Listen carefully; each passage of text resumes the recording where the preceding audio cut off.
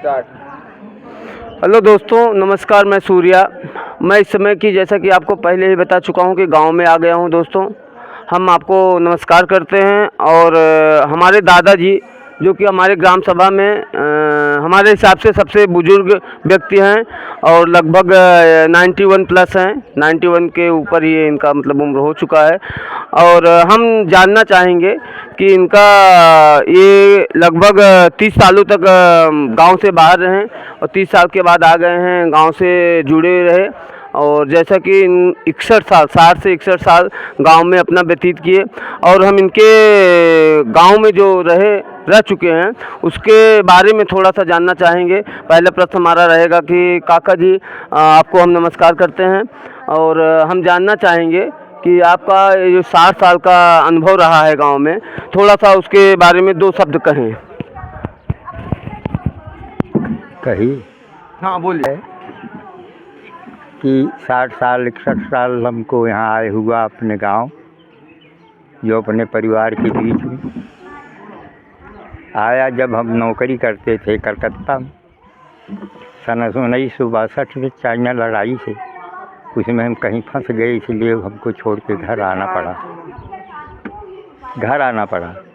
यहाँ आकर के जब क्षेत्र में मैं घूमने के बाद देखा कि कहीं खूंटा गाड़ने का विवाद है, कहीं हौदा का विवाद है, कहीं घर बनाने का विवाद है। नाना प्रकार की चीज़ मैंने यहाँ देखा। जी जी। देखने के बाद हमारे पटीदार लोग जी जो हमारे ख़ानदान के हैं, जी। जी यहाँ का, उनको आदित्यनाथ योगी समझिए जी या मोदी समझिए, वो चीज़ यहाँ क्षेत्र में चलता था। जी जी। मैं देखने के बाद उनके साथ रह कर के गाँव का घूमा टहरा समझा, तो हमने 2-3 चीज़ का संकल्प लिया। तो कुछ लोग विचार किए कि ये कलकत्ता से आया हुआ है, ये किसी पार्टी का आदमी है, इसको यहाँ से भगाओ, डोंट स्पीक, यहाँ से भगाओ। हेलो, हाँ, भगाओ। वो लोग गलत काम करते थे, उस पर हम उनके पीछे नहीं घूमा। नतीजा ये हुआ कि हमने एक स्कूल बनवाया रामपुर सवाई ग्राम सभा में, चंदा मांग करके, ऐसा कैसे करके कि कहाँ यहाँ रहने के लिए हम यहाँ से ही उठाएंगे। चंदा लगा करके वहाँ हमें प्राइमरी स्कूल खुलाया, जिसमें 2 रुपये महीने पर 2-4 मास्टर हमने रखा। वो मास्टर लोग आज यहाँ पढ़ाने के बाद गए अपने क्षेत्र में सरकारी स्कूलों में नौकरी पा गए प्राइमरी में, और सब रिटायरमेंट हो करके आज हमारे गांव में आए हुए हैं। उसके बाद तब अपने परिवार में डटा। बड़ी आपत्ति, हमारे पिताजी मूर्ख थे। आपके पिताजी? हाँ। अब बहुत भी सज्जन आदमी थे, अब उनको वर्णन करना व्यर्थ है। उनकी नकल मैंने कुछ किया कि उनकी ईमानदारी पे दाग न लगे, इसलिए हमने भी गांव में रह कर के ऐसे ज़रूर कुछ काम किए हैं जो कुछ लोग हमको नेता कहने लगे। हाँ हाँ, जी जी। उसके बाद गांव में दंगल लगता था, क्षेत्र में दंगल लगता था, वो लोग हमको ले जा कर के स्पीकर रूप में हमको वहाँ बैठाया करते थे। जी जी। मैंने अपने परिवार, मणिपट्टी ग्राम हमारा घर है जो रिकॉर्डेड है, छोटा रकबा है, 117 बीघे का प्लाट है। हमारे बुजुर्गों ने 7 बीघा बाहर 107-8 बीघे पर खुद कंट्रोलर थे। ये यहाँ का, हमारे यहाँ का रहन सहन का जिला है। उसके बाद हमने संकल्प लिया कि मैं अपने पिता को देखते हुए ईमानदारी बरता। यहाँ काफ़ी संघर्ष के बाद हमारा भी परिवार लंबा हो गया।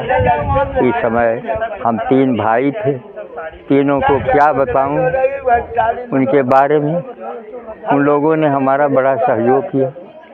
सहयोग मीन्स ये कि मैं जो गांव में करता था उस पर वो लोग बराबर समर्थन दिया। ये सब सहयोग हमारे पास आया। अपना स्कूल बनाते समय बहुत से लोगों को मैंने बुलाया मीटिंग में वो लोगों ने कहा कि अपने घर वालों को आप रोकिए, तो फिर आपके साथ आने के लिए मैं तैयार हूँ। उसी वक्त मैं स्कूल वही खोल रखा था, उसको तोड़ दिया गया। लेकिन आज सरकारी भवन, हेलो, हम मुकदमा भी बहुत लड़ा। हम जौनपुर मछली शहर, हमारा थाना बादशाहपुर, मुगरा बादशाहपुर थाना तो नज़दीक आ गया उनके। चलिए, हाँ पूछिए। हाँ, जैसा कि आपने बताया कि हमने एक विद्यालय में योगदान दिया था, वह सवाई रामपुर में आपने विद्यालय में ओपन किया, तो कौन से सन में था और लगभग आपने मतलब कितने लोगों की यूनिटी बना के विद्यालय चालू किया था, हम जानना चाहेंगे। ये सन 64-65 के करीब का बात है। सन 64-65 का करीब बात है। रामपुर सवाई ग्राम सभा के लोगों को मैं जुटा करके मीटिंग किया। उन लोगों ने उस समय गरीबी सबके पास थी, कुछ सहयोग की जरूरत करके एक स्कूल खोला जो 2-3 साल चलाया मैंने। हमारे स्कूल में जो लोग पढ़ाए उनको 2 रुपया महीना मैं देता था। 2 रुपये महीना? हाँ, 2 रुपये पर नौकरी की। 62-64 के लगभग आप उस समय सैलरी 2 रुपये? हाँ, 2 रुपये पर टीचर रखा था। आज वो बाहर चले गए, सरकारी नौकरी पाए और रिटायरमेंट हो करके आज अपने घर पर मौजूद। मैंने बड़ा संघर्ष किया, पारिवारिक संघर्ष में आई। हमारे यहाँ आधा तिहा बीमार रहते थे। हमारे एक बड़े भाई पंडित जी थे, वो जो कथा भागवत क्षेत्र में जा कर के करते धरते थे, तो उनका सहयोग था। हमारा 2 भतीजा, हमारा भाई मझलवा, एक कलकत्ता केशव राम काटल मिल, एक बड़ी मिल थी जिसके अंदर वो लोग भी नौकरी चाकरी करते थे। ऐसे ही कराया भाई साहब। यहाँ से पता नहीं क्यों कौन सा प्रेरणा पाया यहाँ के लोगों ने, जो आज सचमुच में मेरा नाम पूछिएगा तो नहीं पाइएगा, लेकिन नेताजी पूछिएगा मणिपट्टी से तो आम आदमी बताने के लिए तैयार होगा। अब पता नहीं क्यों कहे, कैसे कहे, ये मुझे मालूम नहीं था। अच्छा, ये नेताजी उपनाम जो आपका रखा गया था, हम जानना चाहेंगे, जो नेताजी उपनाम आपको नेताजी के नाम से पुकारा जाता था, तो ये लगभग कितने वर्षों मतलब पहले से ऐसा हुआ? ये अभी बहुत कम दिन हुआ यार भाई। उसमें लमसम 60-65 साल के थे। 65 की उम्र? 65 की उम्र में इन्हें नेताजी के नाम से पुकारा जाने लगा। और इनका दोस्तों आपको बता दें, इनका हमारे गाँव में बहुत बड़ा योगदान है। जैसे 5 बरिस था भाई, 5 बरिस बाद। और कौन रोशन काक जी थे? एक प्रश्न और, एक मिनट रुक रहा। नहीं समझ पाए। जैसा कि हम जानना चाहेंगे काका जी, जैसा कि हम जानना चाहेंगे कि जैसे हम हैं, तो हम तो आप तक जानते हैं, आपके पिताजी तक जानते हैं, जो हमारे पूर्वज श्री राम प्रताप दुबे जी थे, वहाँ तक हम जान पा रहे हैं कि मतलब हमारे पूर्वज वहाँ तक थे। उसके ऊपर आप 1-2 पीढ़ी 3 पीढ़ी जितना तक आप जानते हैं जोड़ने का मतलब हमारे जो गांव है, ग्राम सभा है, उनके 2-3 पूर्वज तक आप हमें बताएं, मतलब जहां तक आप जानते होंगे वहां तक हमको बताने का कष्ट करें, क्योंकि हमारी जो नई पीढ़ी है वह जान ही नहीं पाएंगे कि हम कहां से मतलब कहां से जन्म लिए हैं, कहां तक पहुंच पाए हैं। तो थोड़ा सा आप उसके बारे में बताने का कष्ट कीजिए थोड़ा। हमारे पूर्वज लोग ग्राम सभा सोंगरा के बासिंदे थे बहुत पहले, जो उनका नाम परगास था। परगास इधर आए तो उनको भगवान ने 2 लड़का दिया। एक का नाम राम भरत, एक का नाम राम भरोस। वो दोनों जॉइंट परिवार थे, सगे भाई थे। तो राम भरत के हम लोग हैं और राम भरोस के हमारे पटीदार, जैसे ये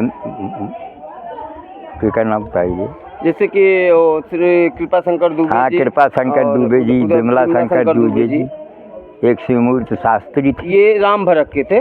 नहीं, राम भरोस। ये जो फैमिली थी और राम भरोस की थी। और हम लोग किनके हैं? हम जैसा कि इनके पिताजी श्री राम प्रताप जी थे। हाँ, राम प्रताप पिताजी रामदास।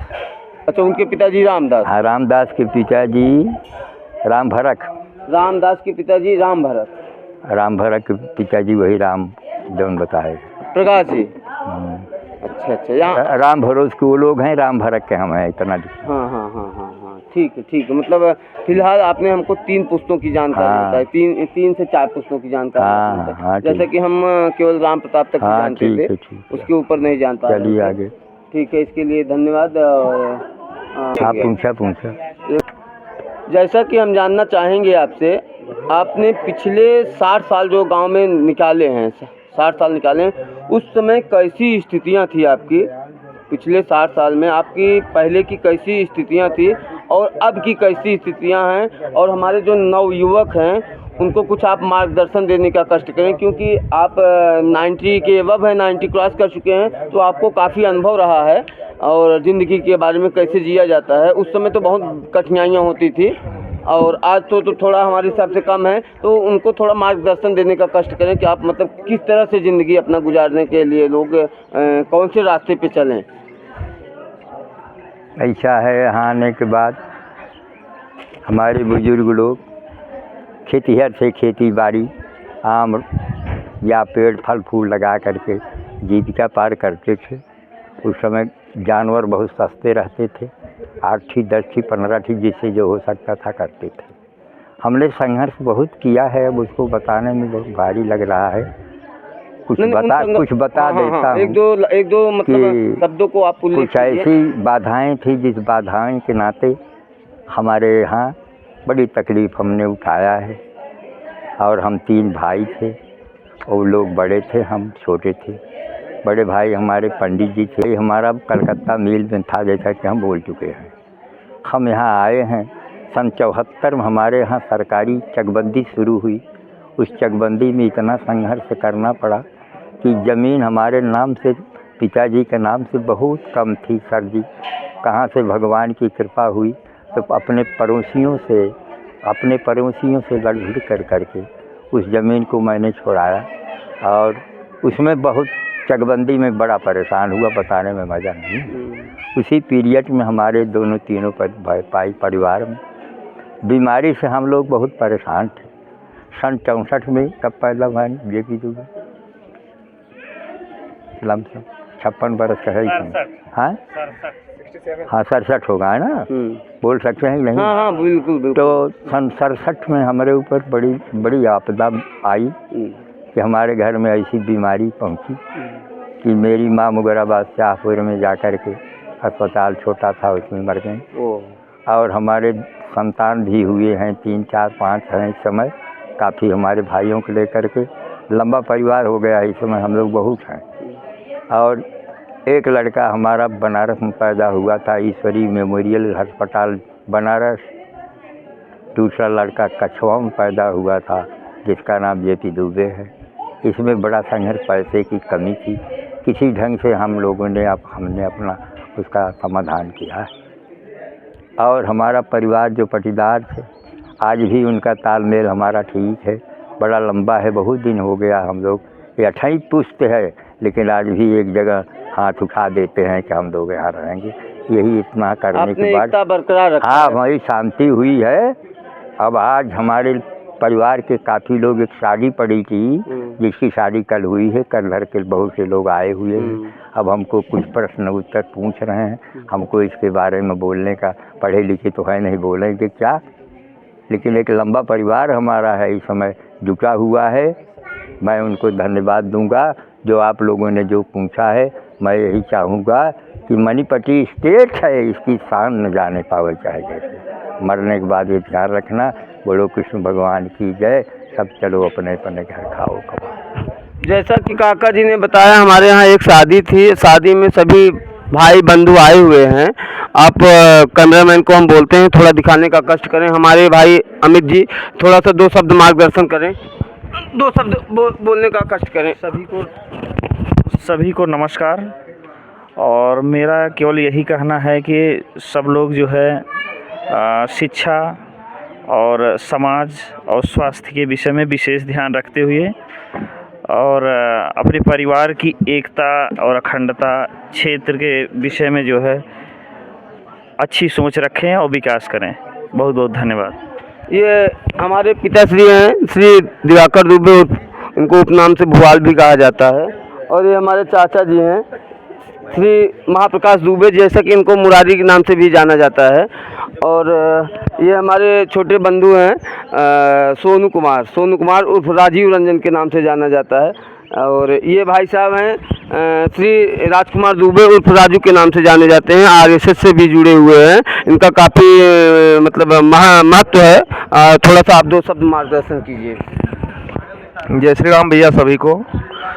आज हमारे चूँकि परिवार में शादी थी और बड़े धूमधाम से बड़े उल्लास से शादी संपन्न हुई हमारी प्रयागराज की धरती पे, और इसका मार्गदर्शन हमारे आदरणीय चाचा जेपी दुबे जी कर रहे थे और हम लोग को बड़ा अच्छा लगा। पूरा परिवार हमारा संयुक्त रूप से इस कार्यक्रम में सम्मिलित हुआ।